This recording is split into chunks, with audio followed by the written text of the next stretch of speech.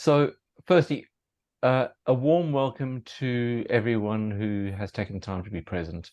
The whole point of these meetings is for it to be a gathering of people who might not have met each other otherwise, And so Robert's brought his very good friends with him, and as I was saying a bit earlier, the AJA family, which I mean, as you were saying, Robert, the sort of COVID forced us all online, and because we were isolated at home during lockdown, people became much more comfortable with meeting online.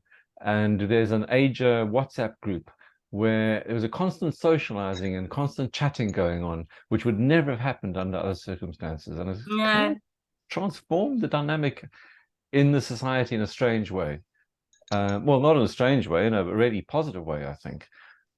So seeing people online like this, in some ways it feels like a bit distanced, but in other ways it has that kind of familiarity, that sort of continuation with the WhatsApp communication as well. So I'll really welcome everyone to a space that's geographically dispersed, but I hope it will feel very intimate tonight. And the AJA, I was actually asking the AJA group on WhatsApp earlier because I feel as though AJA has some kind of special connection with the Institute in San Francisco. And I was wondering and I've never questioned that. I've always just felt it. And it was only today that I thought, oh, well, how do I substantiate that? Is it just an intuition or is it a wish? And I suppose that in some ways it's a wish, because so many of the people the founders of San Francisco have featured in my reading list, my personal reading list. And and I have another connection to San Francisco, which is by association. I spent a lot of time in another beautiful coastal city, Cape Town, and I always imagined that Cape Town and San Francisco were twinned in a way. But I think there are actual ways in which AJA and the Institute in San Francisco are actually connected. And I think that in some ways we are both slightly idiosyncratic within our countries. Among the Jungian groups in our countries, I think we both have a particular individual identity. I think that's partially because of the way that we bridge developmental and classical, and hold that kind of tension and feel equally comfortable speaking both languages. I think that is something that we have in common as societies. And I think that the other thing we have in common is the very, very early, the founders of the Institute in San Francisco and our founder, Gerhard Adler, would have crossed paths and got to know each other very well, being close personal associates of Jung at a similar time. And I think that that connection remains. And the whole point of these meetings is to pick up on those connections and develop them. So welcome to the people from San Francisco. We're very glad to have you here.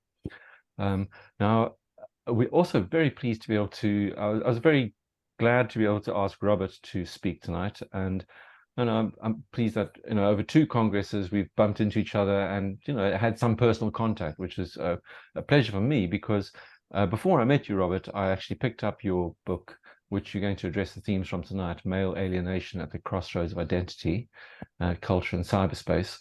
And I was dealing with young men around the time, so this book came out in 2018. And in my practice at that time, I had men who were experiencing body dysmorphia or who were, distressed by the fact that they felt they were disappearing. They had no presence because the presence was not incarnated. It was somehow dispersed, and no one was really picking up these themes. In the Jungian world. And when I found your book, it really helped me with this group of people who were coming into my practice. And I think that more and more over the years, I suppose all of us now are finding those kinds of people coming into our practice as social media touches everyone, not just young people, but everyone. But I think that the themes you're going to address tonight, Robert, are so important because you're talking about a generation who has not known anything else. This is what they've grown up in this. Whereas I think many of us who have, even people in their 30s, knew a world before this technology. So I think this is a very important theme. I think before I witter on for half an hour, I think I should introduce Robert and let him get on with it. So just a bit of a formal introduction. As you know, Robert is speaking to us from San Francisco, where he is an adult and child analyst and a member of the C.G. Jung Institute of San Francisco, and where he is a past president. And he still teaches on the Institute's training program. And he's the author of 3 books. And what I'll do is I'll actually just paste the links to the Routledge pages on the books into the chat right now, so you can have a look at those at your leisure. He's the author of 3 books. The one about which he's going to be speaking tonight, which is about male alienation at the Crossroads and Cyberspace. The first book he wrote was in 2014, The Psychology of Theft and Loss, which I think is a very interesting theme, and subtitled Stolen and Fleeced, to give you kind of a visceral feeling of what it is like to be stolen from. And then a book which has just come out last year is about the effects of immigration, the psychological effects of immigrating, a depth psychology perspective on relocating to a new place. And again, an unfortunately very, very relevant theme. Anyway, I could say a lot more about Robert, but then I'll take our precious time. Robert, over to you. And if you need me to do anything during the meeting, please just let me know. Otherwise, if everyone else wouldn't mind muting themselves for the duration of the meeting, that'd be helpful. Thank you. Okay, well, can everybody hear me okay? So, yeah, good. So I want to thank Stephen for that really lovely introduction. And it has been, kind of a pleasure to bump into one another at those congresses and get to have those chats over a quick coffee or tea. And we're promising that next time we're actually going to go out for a meal in Zurich. So I'm going to hold you to that, Stephen. So. Okay. But certainly, I really appreciate being invited to speak in this forum, and thank you again. Thank you for everybody who's here. And I, just also want to give a shout out to Stephen for the really lovely idea of inviting people from San Francisco to participate, because it seems like, that's one way that we connect now is through Zoom, and that is an effect of the pandemic, but it also reminds us about how we can share our ideas and our experiences as analysts and practitioners with one another. And so I think the forum is really a very creative idea, and kudos to Stephen for coming up with it. So I'm going to start by showing a few slides, and then I'm going to go into a case and tell you a little bit about this case, and then I have some discussion about the case, and then I'll switch back to slides, and there should be plenty of time for Q&A too, to hear people's reactions and ideas. So I will begin. Let's see if I can do this here. We're gonna, okay, go to the desktop.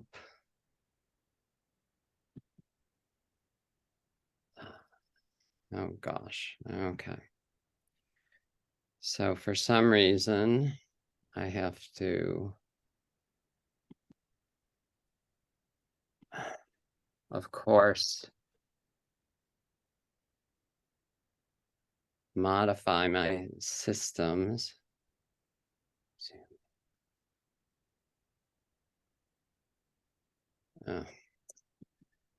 So this is a bit of a bummer, Stephen. I'm having a bit of trouble doing the screen share. Let's see if it's going to do it. Oh, there we go. Okay. Okay, great. Yeah. Okay. Put that down. Let's start the slideshow. Okay, so can everybody see it? It's coming through good. So this is a kind of a funny, this is a very typical, it's almost like a cocoon of adolescence and early adulthood now, right? They're at a desk or in their bed. And there's usually some drink. It's not tea or coffee. It's probably an energy drink like Red Bull that has an inordinate amount of caffeine in it. And they're looking at a screen. So when I stumbled across this picture, I thought, well, that's pretty apt. So I'm going to ask you all a question. It's kind of like you can either jot it down on a piece of paper or put it in the chat. So the technology companies in the US are regulated by various laws, and a lot of these laws actually carry over internationally. Although now I think the EU is getting more and more involved in some of these regulatory decisions. So one question that I want to ask you is, when do you imagine there's a law that's called the Children Online Protection Act, COPA?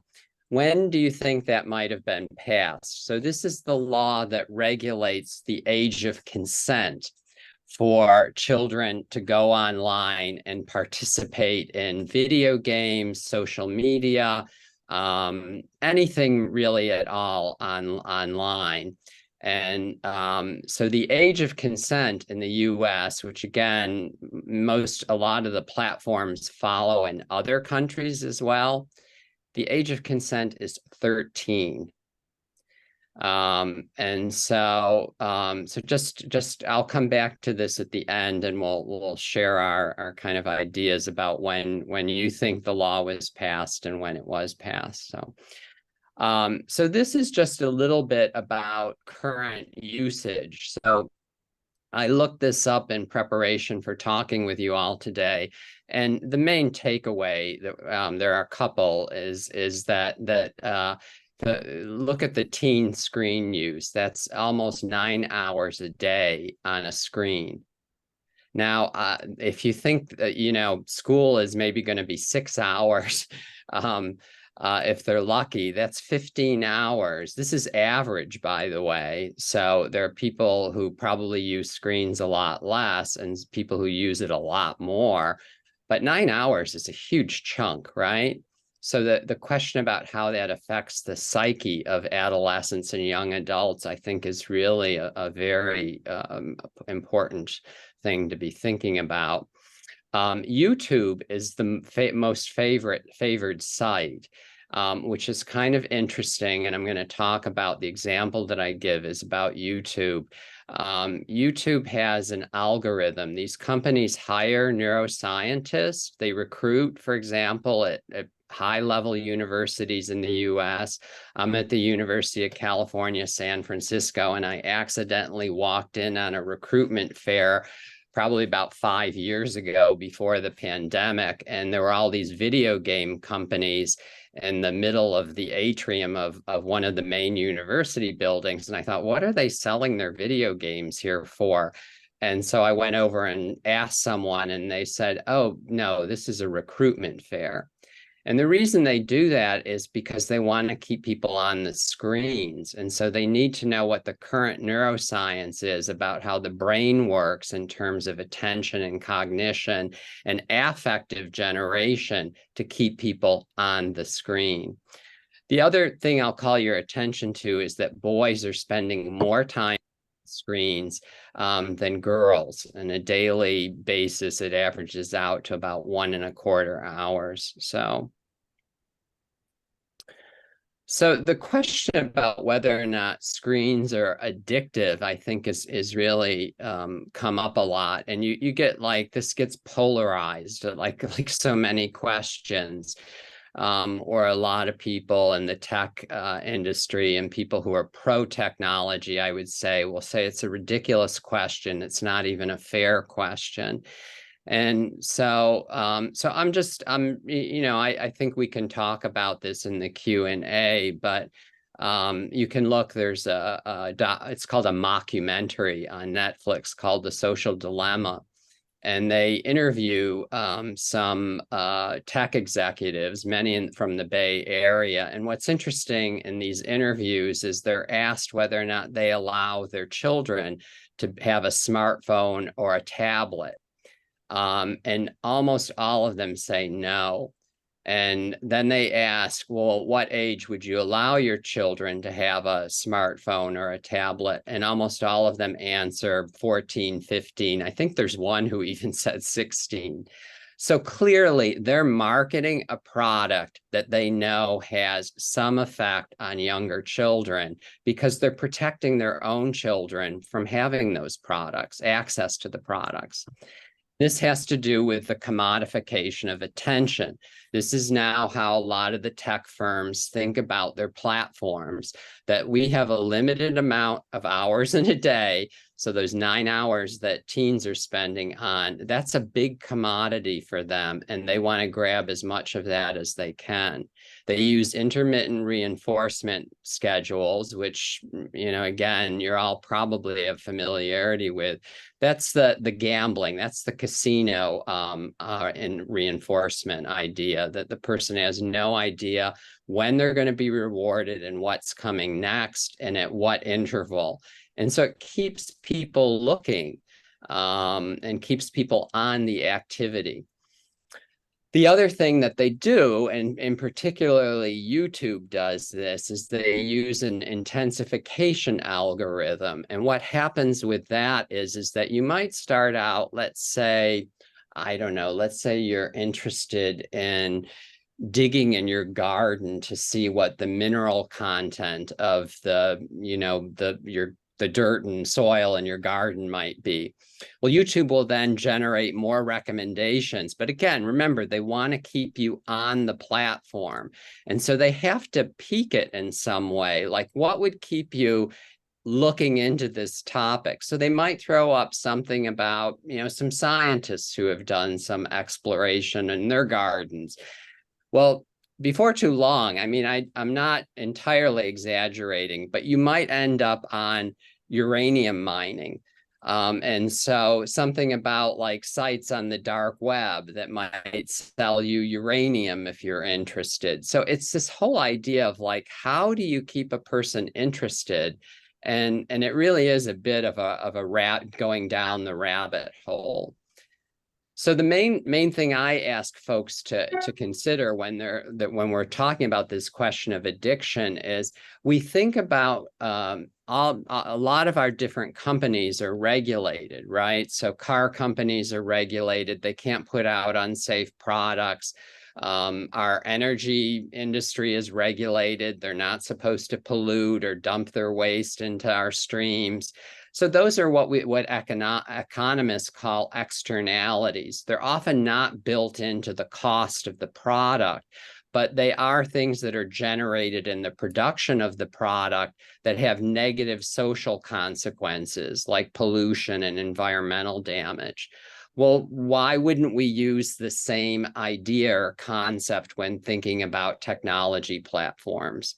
Should they have unlimited access, or is there a point at which we might think, yeah, this is kind of polluting our discourse in a way?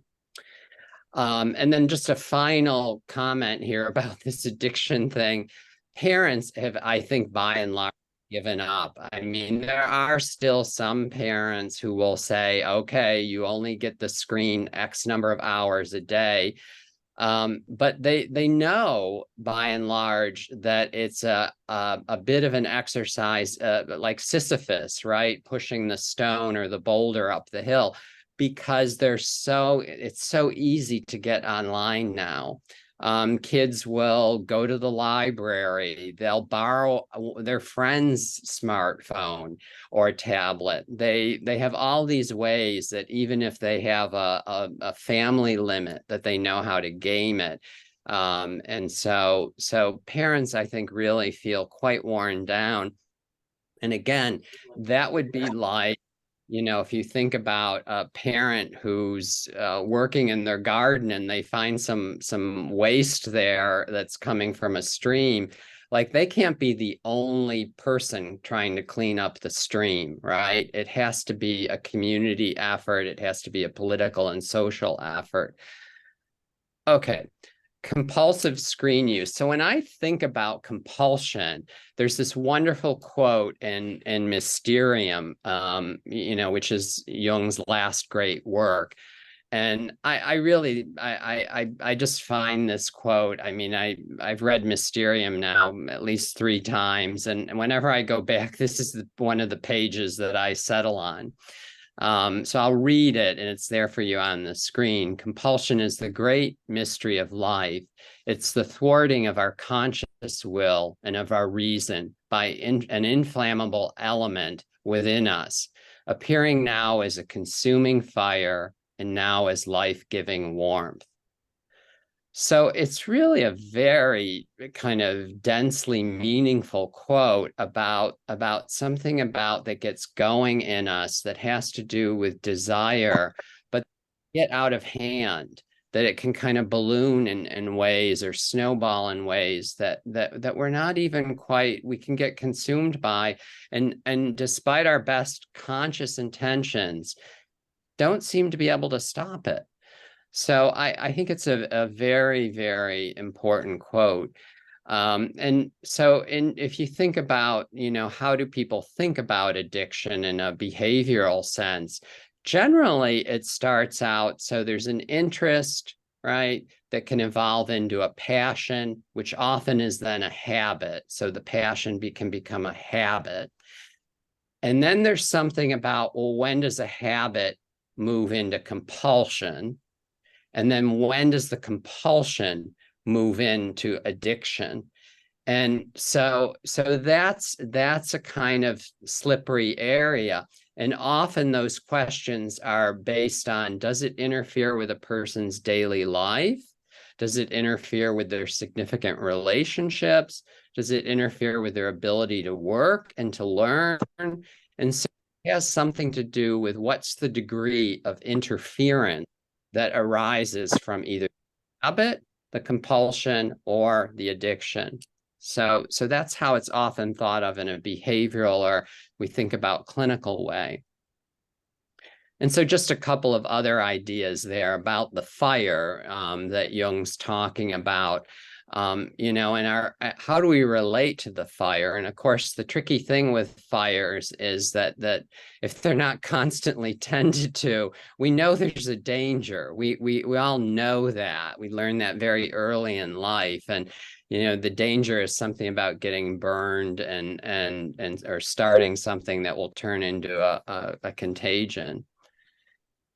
So the case example that I'm going to give, and then I'm going to switch to the paper, is a 15-year-old boy. He comes in with some nightmares, and he's not telling his parents why. All they know is he's spending hours a day on screens. And he gets sort of stuck in this YouTube kind of rabbit hole that I'm talking about. And if any of you go on YouTube or have patients or clients, or maybe you have children or grandchildren who use YouTube, you'll hear something about how they'll start watching something, and then these other recommendations will come up. And again, that's the thing that their algorithm is based on, is to keep a person's attention by intensifying the affective response in the recommendations. So, for example, somebody might be interested in, like a high school student here might be interested in free speech. And so they'll start listening to lectures about the Constitution and the free speech movement and the civil rights movement. But then they're going to start getting some recommendations by very popular YouTubers. And just the degree of popularity often is enough to get that click going. And so sometimes these very popular speakers include people like Ben Shapiro, who's an outspoken conservative activist, young guy in the US, Tucker Carlson, who a whole level of controversy around him and his support of Trump. and Jordan Peterson. Now, I don't know how many of you have heard of Jordan Peterson. I first heard about him probably about 8 years ago in my practice, and it was from a young man who had been watching him on YouTube. Jordan Peterson is a Toronto-based psychologist who uses a lot of Jungian ideas. He's not an analyst, but he likes talking about the collective unconscious and archetypes, complexes. So he'll do in a lot of his lectures, he'll do a basic schema of some of, Jung's main ideas that have migrated into popular culture. And people love hearing him talk about Jung in this way. But he then will segue into what we would think of as an essentialist idea about the archetypes, that the archetypes really are a kind of inner truth about human nature that all we have to do is understand. And if you listen to enough of his videos, you'll kind of get the idea that a lot of them are against feminism, against the mistreatment of men by feminists. And it's something about like the essentialist truth is really what it was in the 1940s and 50s. So I'm editorializing here. I encourage you all to look at him on your own and make your own determination. But the one thing that I will say about these YouTube videos is they often will end with the speaker directly addressing the audience and saying, hey, why don't you go ahead and post something? Post your ideas, make a video. And so a lot of people do this. And so they will either start their own YouTube channel or they will post in reaction to what the speaker has encouraged them to talk about. So I'm going to go back to talking a little bit about the fire issue and because that relates to the case. So I've got a little bit to say, and then when I get to the case, I'll cue you, Stephen, to stop recording. So I first wrote about fire imagery in an article about patients who present with many images and dreams that they can't relate to symbolically.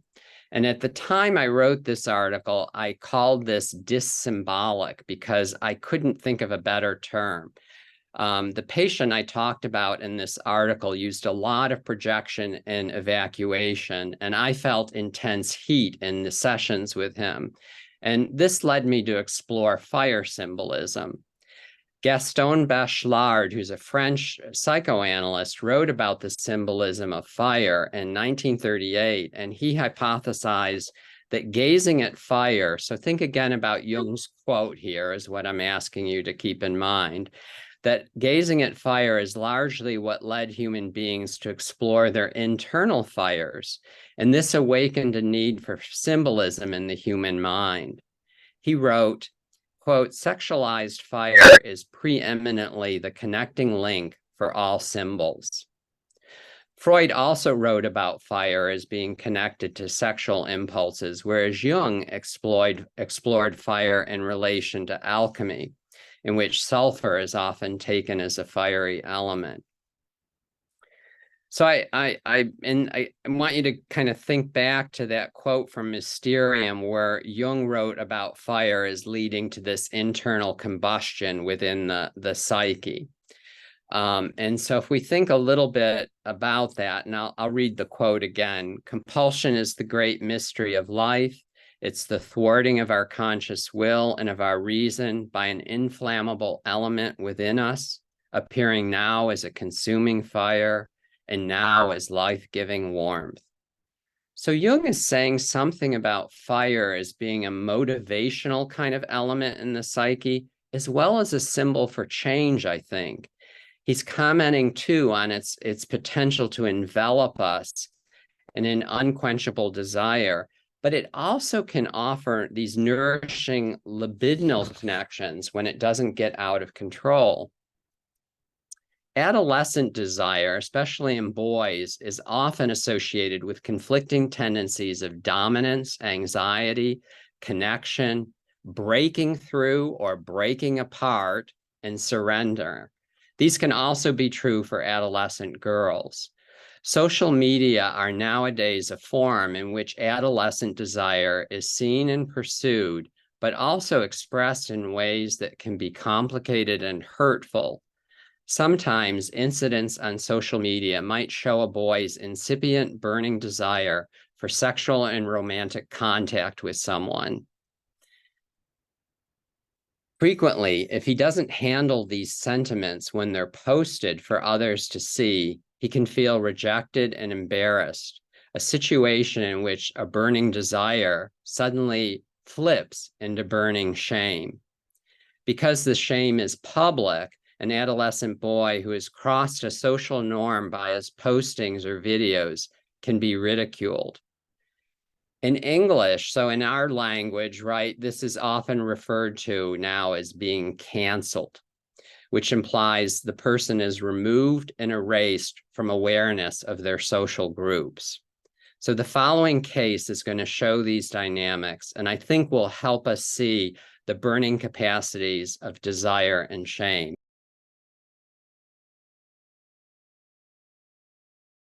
So since 2015, I've had more than a dozen cases in my practice similar to Toby's. Most have been associated with frustrated desires and subsequent shame. So at the beginning of this talk, I mentioned that Bachelard, like Freud, noted the erotic aspects of fire and burning.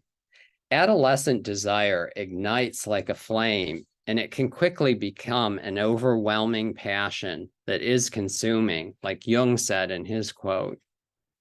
Awakening such desire in an adolescent boy with a first infatuation also makes him aware of his body's different sexual urges, and it connects those with an inner experience of psyche that can be sweet, formative, and initiatory.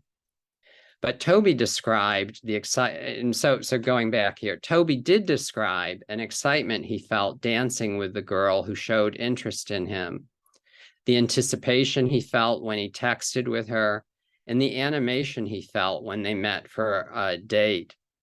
Conversely, he spoke about the disappointment, deflation, and humiliation he felt when she ghosted him, and he said she'd lost interest. In session with me, he worried that he wasn't good looking, and this was why she had stopped being interested. Despite being an attractive boy, he became very critical of his body and wished that he were taller and more muscular. Toby's nightmare made me think that the Gorgon was some kind of unconscious representation of a furious feminine aspect that we think of as being internal, not just external. And that he felt like it was really getting under his skin in a way that was making him panic. So there was something about feeling emasculated and feeling like what he had done somehow wasn't male enough, or in a kind of traditionally gendered way, attractive enough. And that's why the girl had dumped him. That's how he was making sense out of it. It was a nightmare about shame at owning his leakage and externalization. It's almost like something migrates from the psyche online through the posting and the contents and then the subsequent reactions. So that's a kind of new development, I think, that we're all kind of trying to take in right now, is what happens when psychic content appears to not just be externalized, but leaks into the virtual world in this way. Shame burns, and Toby agreed with that by saying he'd been burned. Mario Jacoby, and Melvin Lansky write about shame from Jungian and psychoanalytic perspectives. Jacoby mentions the archetypal foundations of shame as significant because they relate to our inclusion in a group, and this helps with our kind of sense of self-esteem and belonging. Lansky delineates that shame arises from concerns about social acceptance and sometimes shows up as false modesty. But he also says, most importantly, shame comes, quote, as exposure of having failed or being unlovable. Both Jacoby and Lansky agree that a consequence of shameful experience is narcissistic injury and a sense of inferiority. I think of Toby as having experienced these difficult levels of shame, first when he was rejected by the girl he liked, which he dealt with by projecting outward in a complaint about mistreatment of boys and men. Here, his aggression became a way to cover some of his shame. But second, after the discovery of his videos by the other teens, a group level of shame occurred when Toby felt excluded by his classmates. He then felt his shame coming from how others were treating him as an attack on him, a bit like the Gorgon from his nightmare. He felt inferior, and he internalized the shaming by his school and his classmates, and that's when he became depressed. Because these incidents like this in this example with Toby are becoming more common, I really hope that teachers and parents are becoming more aware of the mental health risks of social media with adolescents. A problem with social media is that even when something is erased online, it still exists as a download or a screenshot, and it can be reposted without consent from the original author. This situation is unlike any we have encountered to date as analysts working with adolescents. Staying with a metaphor of this essay, a burn can thus become a scar, something lasting for others to potentially see and wonder about. Toby's nightmare of the Gorgon with a torch reminds me of the myth of Cupid and Psyche, although with some modern variation. In this complicated myth, as told by Apuleius in Transformations or The Golden Ass, the relevant piece for my discussion concerns the part about Psyche not knowing who her lover is because she only interacts with him at night. She's persuaded by her scheming sisters to bring a knife and oil lamp to bed because they've convinced her that he has to be a monster and he should be killed. Both desire and shame are present when she at last unmasks and sees Cupid. Quote, "There lay the gentlest and sweetest of all wild creatures, Cupid himself, the beautiful love god, and at the sight of him, the flame of the lamp spurted joyfully up, and the knife turned its edge for shame." So you have both the desire and the shame in that sentence. That's from Rupert Graves' translation. She becomes inflamed, Psyche, with her own desire. Cupid awakens when scalding oil spills from the lamp on his shoulder. He awakens in pain and is horrified that she has done this, and he flies away. In a strange way, Toby's nightmare about being burned by a feminine presence turning against him resonates with this scene from the story of Cupid and Psyche, when Cupid is burned by Psyche. Both desire and shame occur at Cupid's burning when he is exposed. His desire was to keep his identity secret, whereas Psyche's was to see him. But the awakening caused by the scalding oil, like many eruptions into consciousness, becomes embarrassing and shameful. Cupid flees, and Psyche then wanders in sorrow, having to endure much suffering. Isn't this tale like many a person's first love in adolescence when struck by Cupid's arrow? So I'm going to say a little about social media on fire and have just a couple of concluding notes and then a few more slides. Toby's wandering, so Psyche has to wander, right? Toby's wanderings took him into the underworld of social media. Social media platforms make use of algorithms that try to shape a person's behavior through intermittent reinforcement, a concept from behaviorism. Many of these companies' products manipulate people with promises of rewards, and they use seductive imagery so that a viewer or user wants more. They aim to inflame a person's desire. This inflammation shows up in many ways when thinking about social media. There is, for example, the idea of a post or a video, quote, going viral, which is a contagion that spreads like fire and consumes. Viral infection, of course, often causes a fever, a state that also alters consciousness. In this condition, the ego suffers. And as Jung found with his using Genet's concept, abaissement du niveau mental, our individual judgment about the consequences of our actions can become the Gorgon on Athena's shield, that it's a protective function as well. Thus, both desire and shame can be inflamed on social media. Posting insulting or offensive content on social media is called flaming, and it can result in flame wars. And those who are targeted are flamed. So here again, we have an image of burning, especially as an archetypal manifestation. And so it's come to characterize this idea of burning online, characterizes much of the discourse about what can go wrong on social media.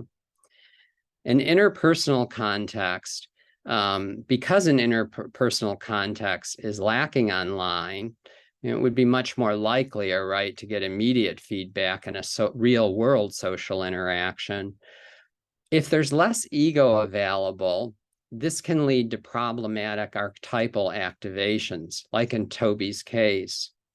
This situation can be especially true during adolescence because it's a developmental phase of pushing limits, experimenting, rebelling, and learning about relationships, all happening at the time an adolescent's ego is still evolving. And so I want to say something just quickly about the movement of the ego in adolescence and early adulthood. It's not linear, and it's not on an upward curve. It bounces up and down. It oscillates. And so this oscillation means that having a lower point of vulnerability is actually normative. That's a part of adolescence.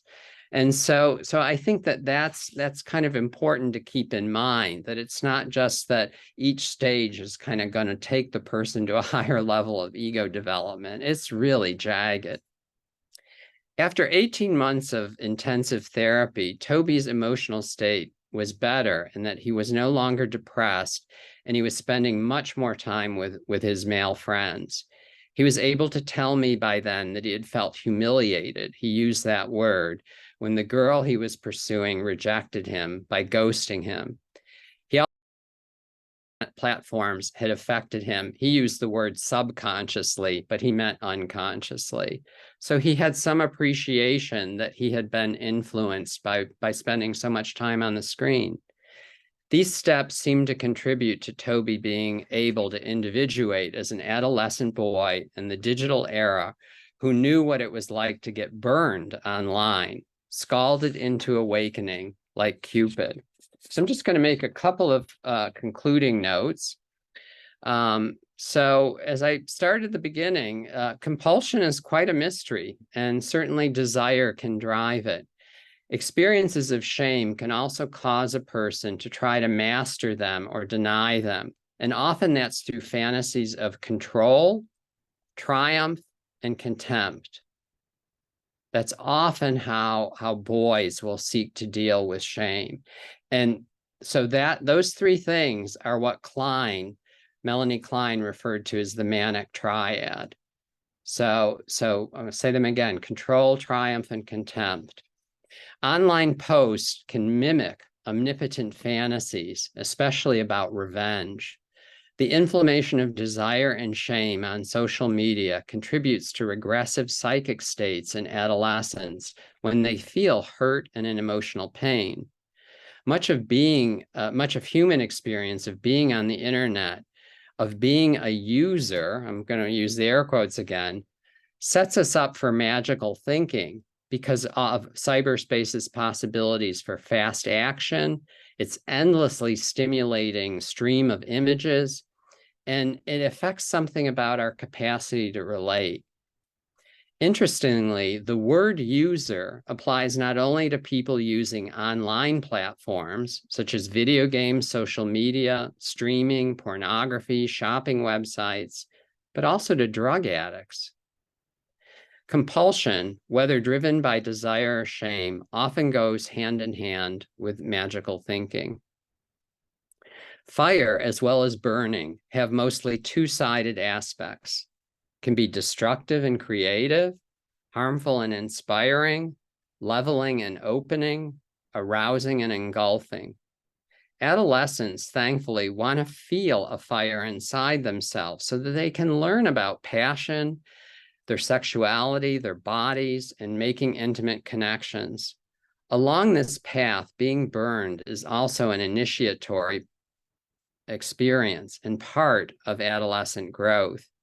Many initiations, as Joseph Henderson has written about in his book on Thresholds of Initiation, leave traceable marks on us. Toby's experience shows that wounds like these do heal and that emotional learning occurs afterward. This is an important way that I think we can tend to the fires inside us and also discover their life-affirming warmth. So I'm going to go back and just show you a few more slides, just 5 more I think I have. Everybody see that? We're good? Okay. I have to get the slideshow going. Here we go. Cupid and Psyche. This is just a little bit of, many of you may know it, and probably several of you know it better than me, but that's just an outline of the myth. It's interesting. I heard 2 weeks ago, this is considered the last great myth of the classical world, which I didn't know. And so I think that there's something about that also seems very important. Not sure quite what to make of it, so Apuleius is the author, Transformations or Metamorphoses.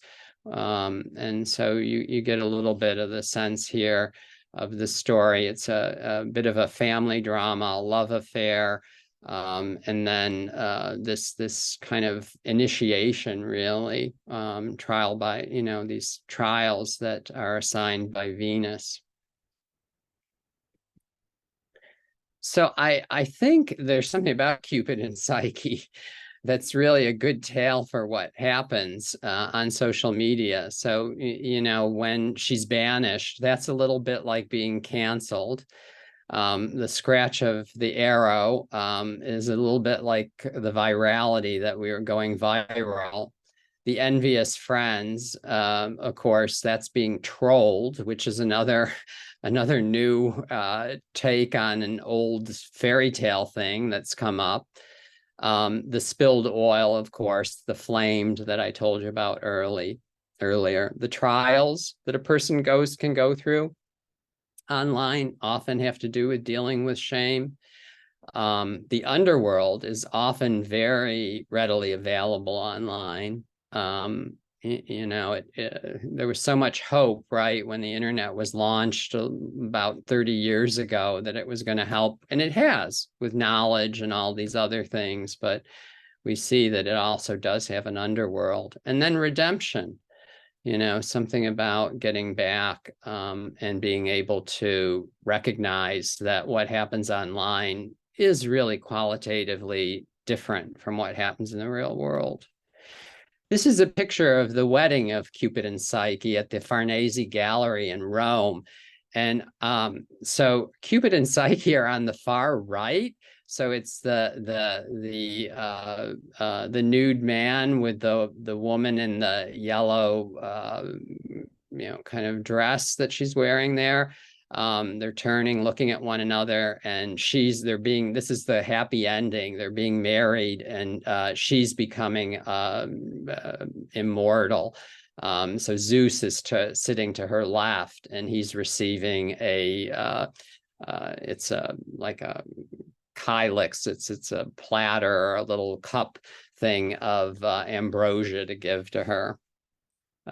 This is called the banquet, I think, of the banquet of the marriage of Cupid and Psyche.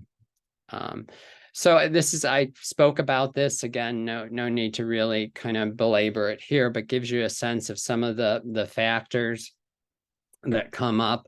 I mentioned Jacobi and Lansky. I think they're a nice kind of pair to contrast with one another.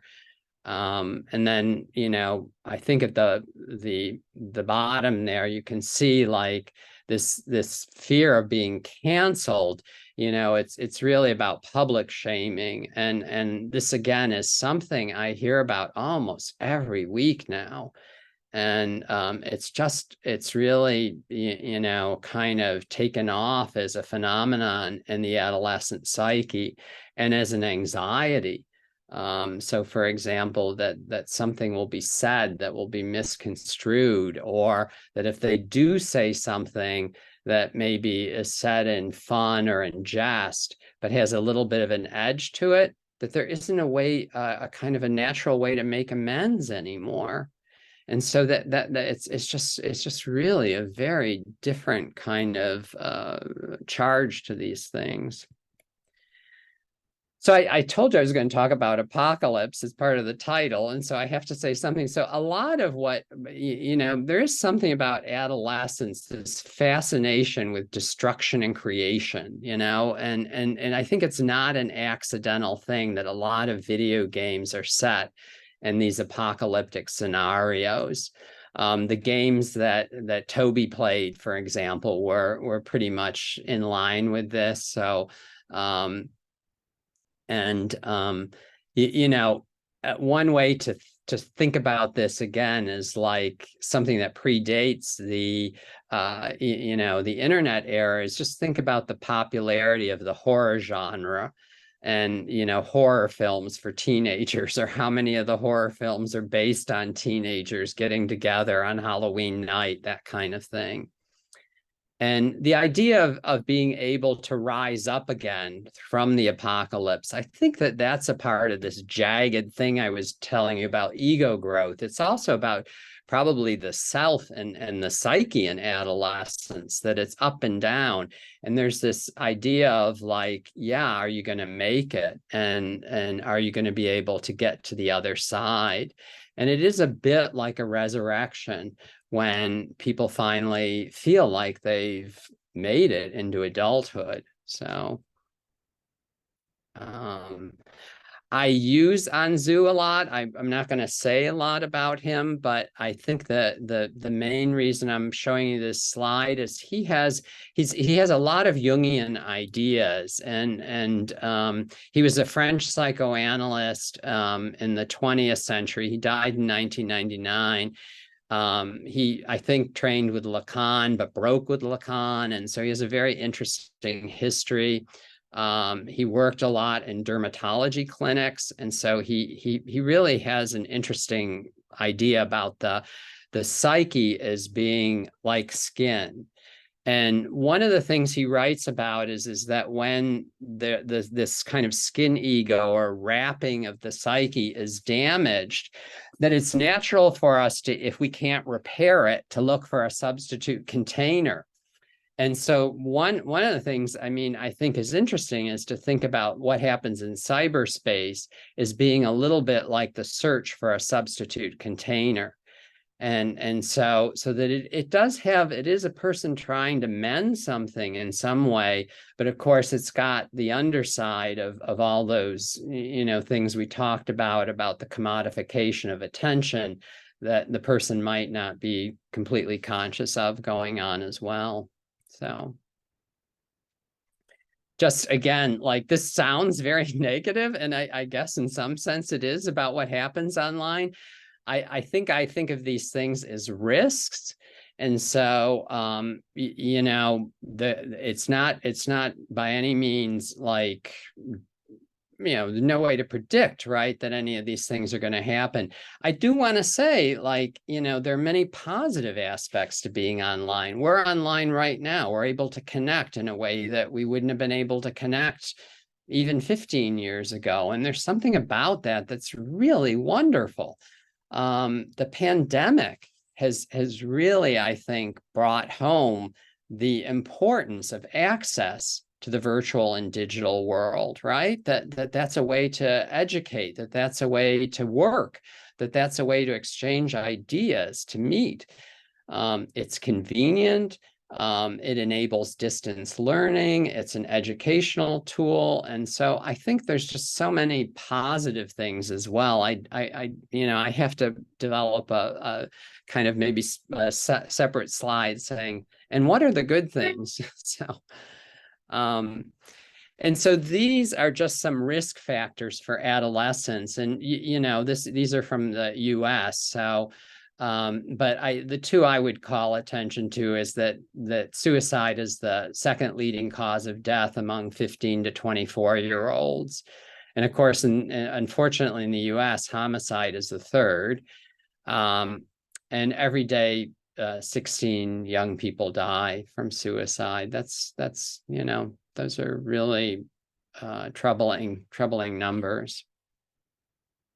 If you want to know more, you can, you're welcome to get my book, and you can get it at Routledge. And I appreciate that Stephen shared that with you. So I think that's it. And so I just wanted to say, like, did people guess what year that law was enacted? Anybody want to say what their guesses were? Come on. 2023. When? 17. 2023. 23, 17. Yeah. Who else? Come on, a couple more. Come on, you people from the UK. Come on. It can't be just the Americans. I'd guess 2010. 2010. Good. 5 years after Facebook. 2005. Yeah. Okay. The law was written in 1998. It has The technology companies are fervently opposed, and their lobbying groups have stymied every effort to revise even the age of consent from 13. There was a suggestion to take it to 16. There was a compromise of 15. Didn't go anywhere. So we're working under a law that was enacted before social media became a Okay, so let's open it up and see where you're all at. Well, thanks, Robert. Thank you very much for that. And if anyone would like to ask questions, please remember to unmute yourself and possibly mention that you want to ask a question in the chat, or use one of the reaction icons so that I can call your name.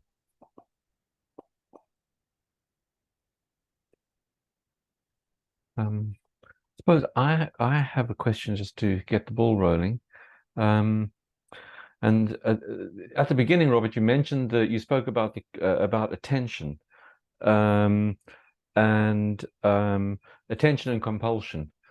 And I suppose I was quite interested by the concept of attention, because effectively attention is the magic source of analysis. I mean, it's our attention. Nothing that we, not even our interpretations, nothing. It's simply the mere fact of our attention to what is happening for the analysand that actually provides the heat that heats up the vas and gets the whole process going. Simply the attention. And yet, when I searched in the Jungian literature for articles or books about the concept of attention, not many. What, do you have a thought about that? Like why that would be? Like, are we just missing something, or are we taking it for granted? Yeah, I think it's closely linked to a kind of a neglect of the concept of libido as well. I don't think that there's much actual specific thought or about the libido hasn't really developed beyond the hydraulic metaphor. Right. So I think libido and attention are kind of strangely neglected, precisely at a time when everyone knows what the attention economy means. Right. Yeah, exactly. Go ahead. It's effectively the libido economy. Yeah. It's reminding me, there was I think it was a paper that she developed into a book, and it was might have been a French psychoanalyst. I'm blanking on the name. Maybe some of you know, but it's called I think the Death of Desire or something like that. That basically psychoanalysis or analysis was no longer, even taking it up as a and so yes, I think you're on to something, because of course, like the attention does imply desire, right? It's to see those things, and you have an interest that you're acting on.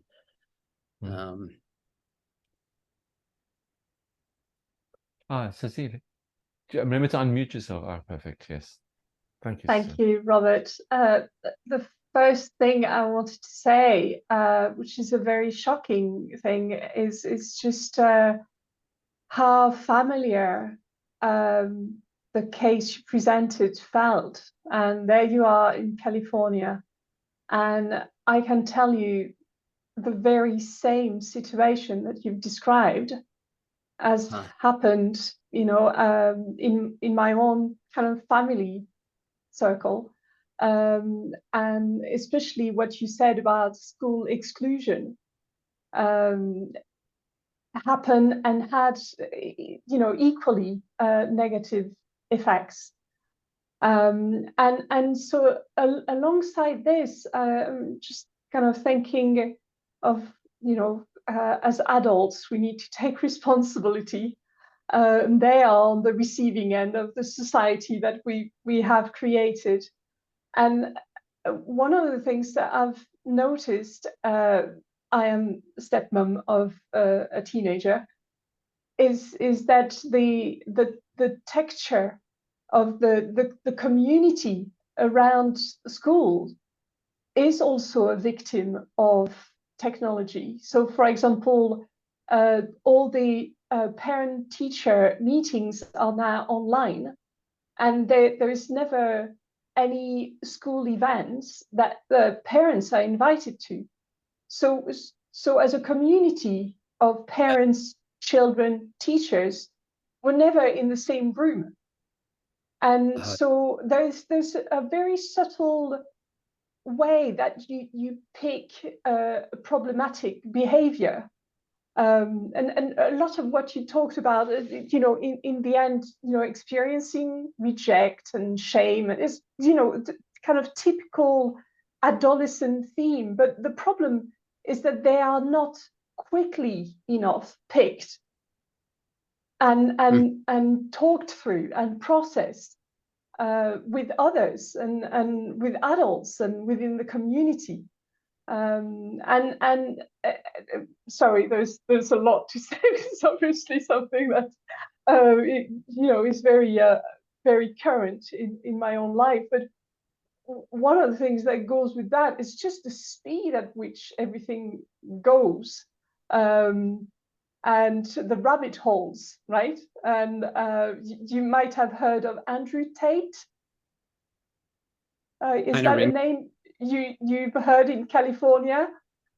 This is a very big name for people in Europe, and he's had a really massive impact on the school grounds in the UK.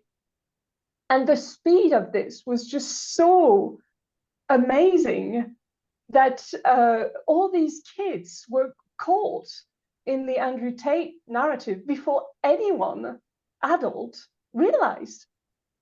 And so eventually you realize, oh, right, there's something going on. And then you're able to kind of start a conversation and kind of, diffuse the situation.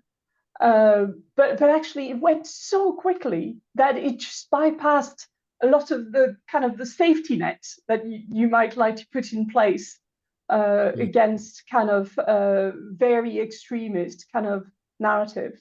I'm going to shut up here, but thank you so much. It's really kind of deepening my thoughts, but not especially in a reassuring way. It's just noticing how really global the problem is. Yeah. No, thank you for sharing that. I mean, I think what you were saying, I mean, the speed that contributes to that phenomenon of the leakage of psyche that I was trying to describe earlier. And I don't quite have good language for it, but something, there used to be an older analytic concept of externalization, that in other words, people would kind of create a situation in the social world that would enact some interpersonal problem or some intrapsychic problem. But now online, I think, because of the virtual reality and everything, the scenarios that get created, it's almost like something's leaking out of the psyche into this other world. And then it kind of morphs into these peculiar ways. And the speed thing that you were mentioning, that's that going viral. That's the flaming up of something in an infectious kind of way that can be difficult to get control of. So I'm curious if you could just say a couple of words about what Andrew Tate was saying. Like, what was the gist of what he was, getting people stirred up with? It's very much the same as what you describe as anti-feminist. He's currently in, maybe he's just come out of house arrest, but he was essentially running a business, having women more or less as slave, as sex workers. But he's promoting an image of wealth and success and physical strength, and wanting women to be subservient. So young boys and men are kind of stimulated by this narrative, and can be very punished if any association with him is mentioned in the school ground, which can lead to exclusion, etc., etc. So creating exactly the situation that you described in your case. Yeah. So it's just something very typical that has happened across the country in the UK.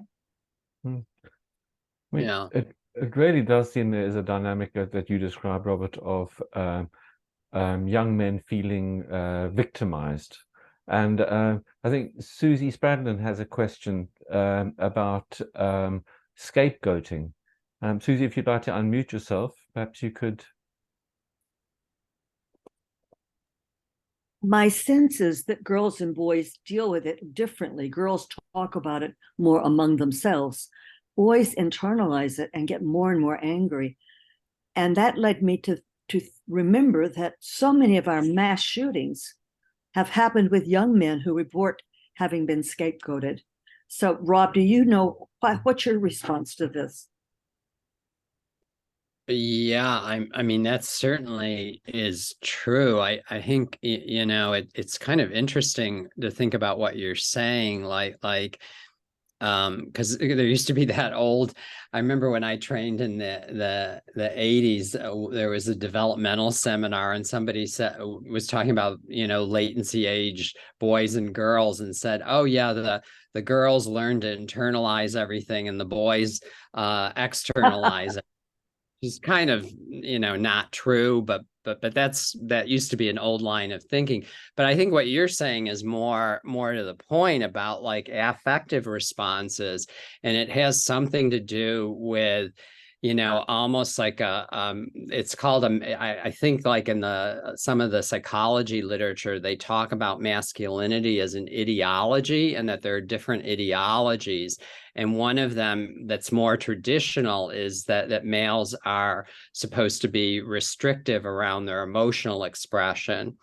And so there's something about that, I think, that does happen, even in quite progressive liberal areas, where boys are still getting this sense that I have to. I mean, that's part of the reason why Toby refused to see a therapist. He told his parents, I don't want to talk about my feelings. And this is a pretty, I mean, I don't know how often I hear this, but I hear it pretty often.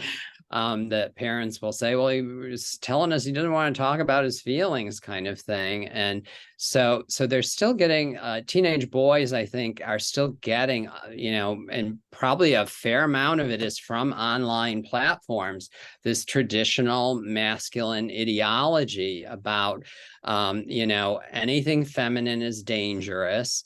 Anything gay is extremely dangerous. And if you want to show you're a man, you have to be competitive, assertive, and not show a lot of emotion. So those are kind of the 5 like general, things when they talk about this traditional masculine ideology. And it's just amazing, like boys still are getting this. And I think, the example that that Cecile just gave too about this guy online, it's because they can look online. And so one boy told me that he felt, I don't know, somebody had used a slur against him for a gay person, and he's not gay. And he was extremely upset by this. And so what he did is he went home and he went online and, kind of went to YouTube about videos how to look more masculine. And so he starts watching these, and that he got to Jordan Peterson, actually. And I was just like, oh my God, there's something so disheartening when you hear this. So there is something definitely to what you're saying, I guess, about boys, not being able to share because that fear that then it's going to question this more traditional masculinity.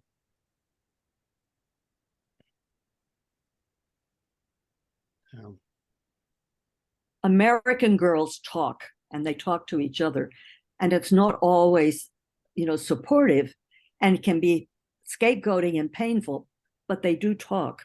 Boys don't talk. And I think that really creates a very painful encapsulating function of their rage. And Toby could talk to you. You gave him language for his feelings, which he incorporated. Yeah, no, that's such a good point, Susie, about the odd difference that shows up in a gender-related way between boys and girls, even in adolescence. And I have one of these. I always think of it as a kitty feeling chart in my office. It's got about these faces. It's just like scared, happy, exhausted. There's probably about 30 different feelings. And I used to only use it with like children, but then it suddenly dawned on me that I was restricting myself, and I thought I should be using this with some of the teenage boys and young men I'm seeing. And so I started doing that, about a year ago, and they do not even bat an eyelash. Like it's not like they're not feeling infantilized, is what I'm saying. They like it. And so going to say, well, maybe it was this, maybe it was that. I'm not sure. How would I know if it was this? And so so it really has something to do with helping them articulate and being able to label something that they've not quite felt comfortable doing.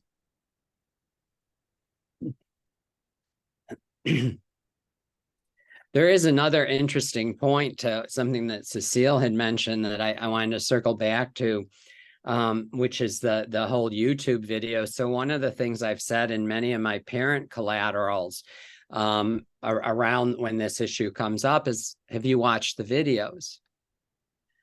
And what often I hear is, I couldn't get through more than 5 minutes. And so so if you think about what a parent in that situation is saying, it's a degree of frustration, right?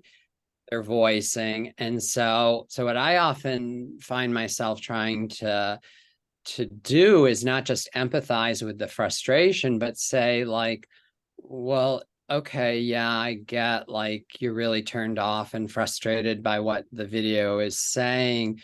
But if you can't watch it, what is it you're also saying then to your son? Right.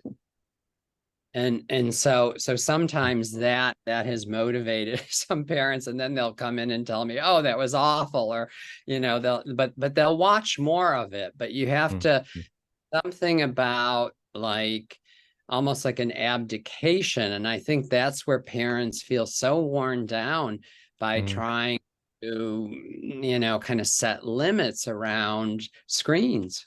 And helpless. Very helpless. Yeah. And I think you're absolutely right. And the importance of fact checking as well. I mean, earlier this week, we were having a conversation about Andrew Tate because he's awaiting trial. But apparently online, the story is that he's been cleared and he was innocent. And so this is what this population is believing. And so since I know that this is a thing, I have been like, doing my own research because it is a parallel universe where, a narrative dominates. Yeah, that's such an interesting concept, parallel universe, right? It's like, because the whole idea is like, how do you find the bridge, or how do you cross? Yeah.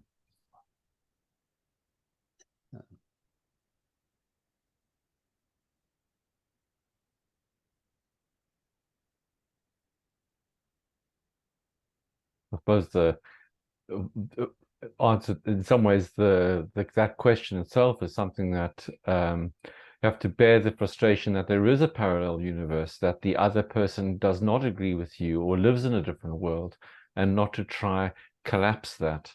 Because I think that's one of the problems of the internet. You can live inside a bubble in which no one disagrees with you, and that the people who do disagree with you, you don't come into contact with them.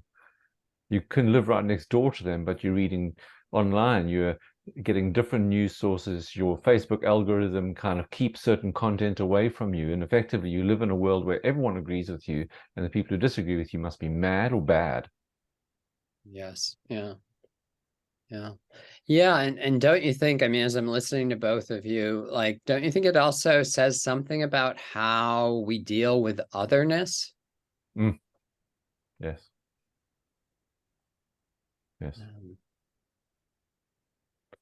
Jacqueline, do you want to unmute yourself? I had someone say to me, 20 or 30 years ago or something, that they regretted the passing of, in England, I'm talking about, apprenticeships and national service, for the reasons that they brought young men into contact with other men of different ages and different classes, which forced that you had to learn to get on with people with different views and different ways. And I thought it was I still think about it. It's an interesting concept. Did that ever pass, or did it not pass? Sorry, it was just a comment made to me by somebody. What? I see. Yeah, an idea, but it never got implemented. Or well, you'd have to bring national service, and presumably there are reasons against that. But it's an interesting idea that there was something to be got from it. That it, and altogether nowadays we don't mingle with other people. I mean, something you didn't mention, obviously you can't mention everything, is the ghosting. In olden days, in times of yore, in a small community, the girl would have had to have said to him, look, Toby, I don't feel, that this is going anywhere and everything. And she might have behaved like a bitch, of course, but she might have sort of, because they lived 2 streets away and still went to the same school, she might have talked with her friends about how to do it a bit nicely, and you know, but now you just cancel somebody out. Yeah, right. Yeah, it's quite an act of I mean, it is an act of aggression, right? To ghost someone, like you're cutting something. I asked a patient who is using dating apps about this, and I asked them, you know, like what they thought about ghosting, because they were describing doing it themselves and also having it done to them. And they said, well, everybody does it. So there's that kind of, if you're at that, that's a pretty low level. And then I said, well, can you think of any other like reasons like that you might do it? And they said that it saves face. So it's shaming, right? Yes. Humiliation. And it's not taking responsibility, is it? It's difficult and painful sometimes to say to somebody, you know, I don't feel we get on, you know, well enough or whatever. So you have to sort of think about how it would feel to you, and draw on your experience of having it done. And it's easier just to block them. Right. Yeah, no, there's definitely like it's something like about avoidance of conflict, avoidance of painful or hurtful feeling, avoidance of processing that, of making a space between people.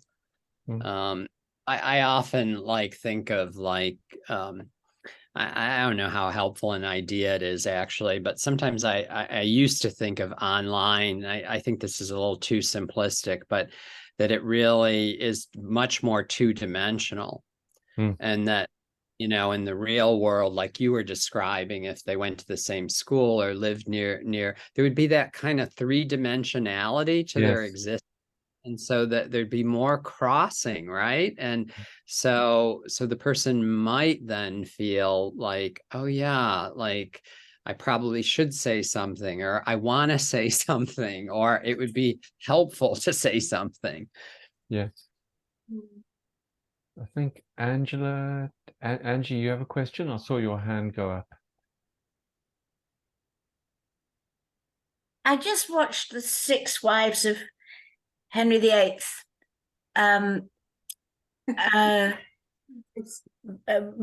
David Starkey. And Henry VIII, he only saw one of his wives after he decided he didn't want to be married to them anymore, and that was Anne of Cleves. But the others, as soon as he decided that was it, I mean, that was it. So he was ghosting them. So this is not a new phenomenon. If you can do it, you probably would have done it earlier, but online makes it so easy. So that's all I wanted to say. Yeah. Well, thank you for sharing that. I think a lot of these things, you know, that's such an interesting point, because a lot of these things, and they had antecedents before the digital era. So there was the kind of the poisoned letter, right? Like that a person might write, you know, like, I hate you, I don't want to ever see you again. And then that letter would end up in somebody else's hands. And then, you know, so there were other variations, like you're saying. I think online, it's just, you know, it gets back to, it's fast. And it does have a kind of permanence to it. Like, obviously, you know, you could imagine like with what you're saying with Henry VIII, that had a permanence too, that he wasn't going to say, but he was a king, you know, so he got to do that, I guess. But there's permanence now and a quickness to the online stuff that I think is really dicey. I don't know how it is in the UK, but here in the US now, when teenagers are applying to college, like to private colleges, not to public colleges. I'm not sure public colleges can do this, but in their private application, often there's somebody in the admissions office who will do an online search to make sure that the person has not posted offensive content or racist, misogynistic, types of things. And there have actually been a couple of court cases about this. And I think they've come out kind of mixed. There hasn't been a unified, but so that, again, that permanence, like something that a person, posts can show up much later and in a way that they're just not even. And what's interesting is, because I practice in San Francisco, and a lot of the kids I do see are aspiring to go to college, there is an awareness of this now, which there didn't used to be. A newer thing, probably in the last, maybe since the pandemic. I'd have to really think about it, but oh yeah, if that got posted, then if I'm applying to some place, they're gonna know that I posted that. So very different time we're in, right?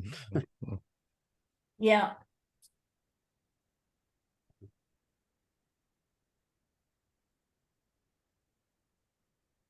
I mean, although some of these cultural these sort of behaviors existed in the culture before, there does seem to be something different about it on the internet. I don't know whether it's the sheer scale, that the massive concentration of people that can attend, so a video that someone like Toby uploads gets seen by hundreds of people within a few days. So there's this kind of intensity of focus, so that brings back attention and libido back into the equation. Or Jung's idea that that when there are groups, archetypal dynamics are constellated, and that what you have, and then so a lot of these experiences seem to be centered around something almost numinous. Even burning is a kind of, people can feel burnt by a direct encounter of something very numinous where they're not prepared for it. And when we're talking about people relating more in smaller communities, or having to actually relate around difficult stuff, you can think about that in terms of the humanization of the archetype, and the kind of the avoidance and ghosting, in some ways shrinking away from the archetype, and then leaving one person to be kind of scapegoated and exposed to it. So there's something about the mass effect of the internet that does feel not necessarily unique, but certainly bringing heavy weight to bear on this moment that we're in. Yeah. I think Anne had her hand up for asking, didn't you? Well, thank you, Rob. I just, my mind is just spinning with, it feels like everywhere that we've gone this morning in terms of our contemporary, at least middle class lives. And I'm thinking about the universality of the material. When you were speaking, I kept thinking so much about two patients, 140 and one in her 50s, in terms of their dilemmas with their devices, that they, now that we're back in person, they will not turn their phones off during sessions. And I'm thinking of some of the struggles in terms of kind of working with food addiction versus alcohol addiction, that we have to eat. And for the most part, many of us in middle America, we need our devices for doing our banking, talking with our insurance companies. The necessity of our devices and internet functioning, and how it has leaked into every aspect of our lives, and just kind of stunned with the universality and how what we've spoken about this morning, it feels like the devices, they're becoming body parts. And it's kind of stunning and shocking. Even my own use, particularly since the pandemic, I never used to do text or email with patients. That's all completely changed now. And just how encapsulated I at times feel. So thank you for the morning. Yeah, you're welcome. That's a real, again, like, I guess, both Stephen and Anne are talking something about the immenseness of virtual reality and like this parallel universe idea. It is a universe, right? It's that big. And so there's no going back right now, I don't think. But it is interesting to think about like again, that idea of leakage, like what's migrating, from psyche into the virtual realm. And don't we want to have a say-so? Don't we want to make a more conscious choice? Just like we wouldn't eat a tomato that had been sprayed with DDT, right? Yes. Don't we want to have some more choice? So, Cecile, do you want to say something? Yes, I find myself going back to the dream image of the Gorgon, and as we are talking more generally about kind of collective issues, and started to wonder whether it might have some kind of collective quality. And I was thinking, especially in terms of the Gorgon, the Medusa is a Gorgon, and she was raped, and that's how and then she was punished by the masculine and found herself turned into this Gorgon with snakes. And I don't know, there's just, I wonder whether there is something of that nature, the deeply hurt and raped feminine turned into this kind of crazed rage chasing us. So I don't know, I just find this image very evocative, and I'm wondering, that perhaps that speaks to, this may be part of the narrative and the unconscious kind of symbolic narrative for a lot of people, young and perhaps less young. I wonder what you thought about that. Mm-hmm.